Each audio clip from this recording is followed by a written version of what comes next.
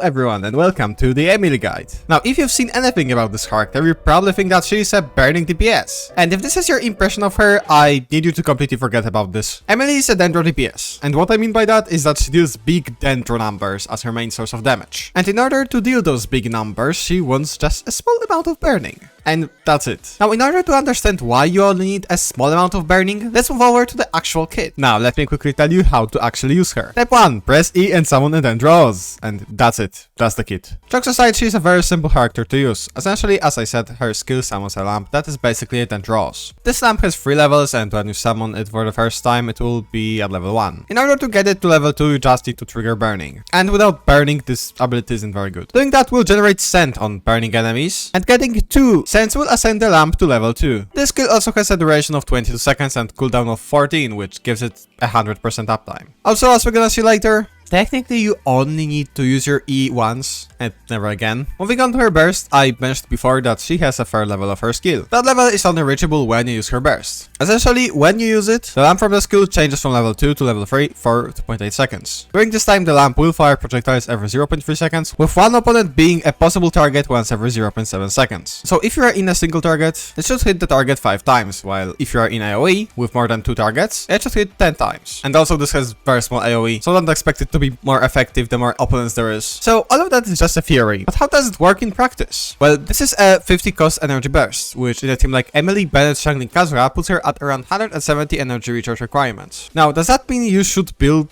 this much ER on her? No, you shouldn't. Her burst is good enough that it is worth to use it, but you should not waste useful subset to build enough ER to burst every rotation. With Emilie, it is perfectly fine to burst every second rotation. We will get more in depth about when to build and when not to build her with ER later in the weapon section of the video. And last thing I wanted to say about her burst is that it does not generate scent during the burst uptime, which is going to be important moving into the passives. So, very quickly, her passives. Her A1 makes it so every 2 scent you get, the level 2 lamp will fire an additional projectile of 600% of Emilie's attack. That damage is not considered elemental skill damage, which will matter when I get to the artifact sets. Not much to say about this passive, it will just do some damage once in a while. Then A4 will give Emilie damage percentage based on her attack, up to 2400 attack, which when maxed out gives 36 damage percent, and you will only get this buff when attacking specifically burning enemies, which is kind of the only reason why you would want to have a bit higher burning application, more than once every 6 seconds. And why only once every 6 seconds? Well, we will get to that in the artifact section of the video. And then she also has a special exploration passive, which gives all the party members 85% pyro res when her E is on field, which is quite useful because without that you would just die to your own burning. Well, now let's move over to the weapons, but before that, let's quickly go back to something I mentioned before, the ER. Now with Emilie, you either go no ER or enough ER to burst every rotation. That makes every weapon which gives ER a potential option on Emilie, so weapons such as her signature, Favlens, or the catch are all going to be pretty good. Her signature will technically be insane since unlike any other weapon, it gives both offensive stats and a lot of energy. With those weapons, you should be able to burst every rotation with maybe just a small amount of substats in artifacts. And then her other playstyle, where you burst every second rotation, so you build to no ER, just uses the regular DPS options. For the 5 stars, obviously her signature is going to be the best. Then you can go with a good 5-star stat stick like Homa, Calamity Queller, or even the Primordial Jade, so Shell's weapon. For the 4 stars, ideally you wanna go with the Missive Wind Spear, which is an event weapon, so you might not have it. Now as for the other 4-star options, you can just go with Blackleaf Pole, which is the star glitter weapon, or the Battle Pass Deathmatch. If I were to rank those weapons, I would put the signature at the top,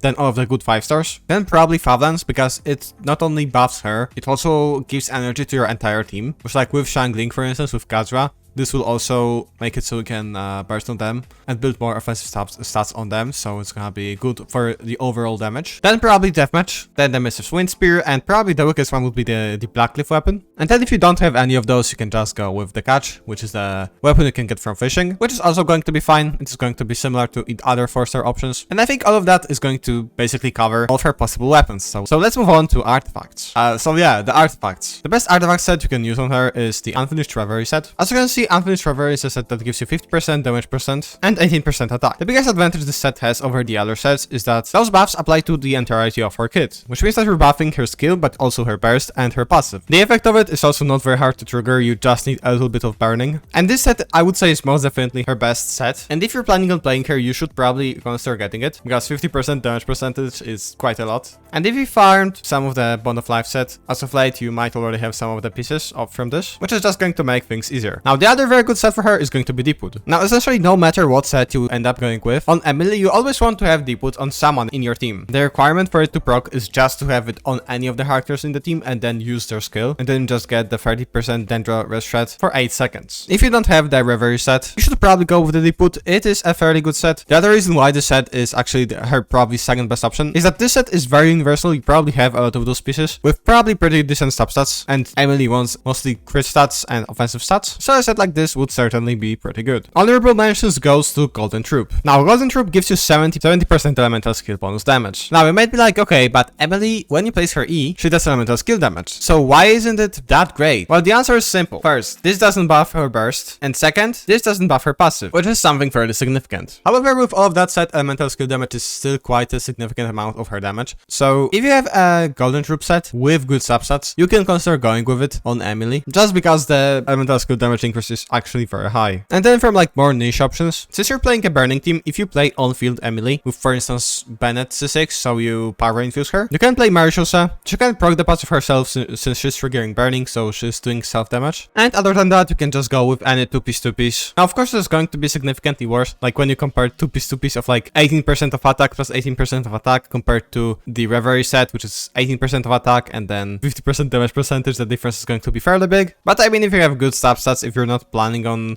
farming the unfinished Reverie set, then you can just go with the 2-piece. And so I think that basically covers the artifact section of this video. And so we can move over to the teams section of the video. Since Emilie isn't out yet, I'm gonna use Emilie as a placeholder. Now, since Emilie is somewhat dependent on the burning, one of the most default teams is going to be just Ben and Shangling and then Kazura. This is going to be kind of like a core of like the default team with her. Now, of course, Kazura can be replaced with like, for instance, Zhongli. You could use a second Dendro like Nahida, for instance. I wouldn't really recommend Alhaitham here, but technically he could also work as your on-fielder in this. I don't really recommend the Dendro MC since his burst thing can explode the moment it interacts with Pyro, and so it will immediately explode every time you just use him, so don't play this character with Emilie. Of course, technically you can also replace Shangling with Toma, for instance, or technically even Deya. But I mean, at this point you are going to be playing Deya main DPS with Emilie sub DPS kind of team, and there's nothing wrong with that. This is actually going to be our second archetype we're gonna talk about, which is just going to be a team with a Pyro on-fielder. She should work fairly well with Arlecchino, for instance, since she has a fairly easily accessible Pyro application. And technically you can force any Pyro DPS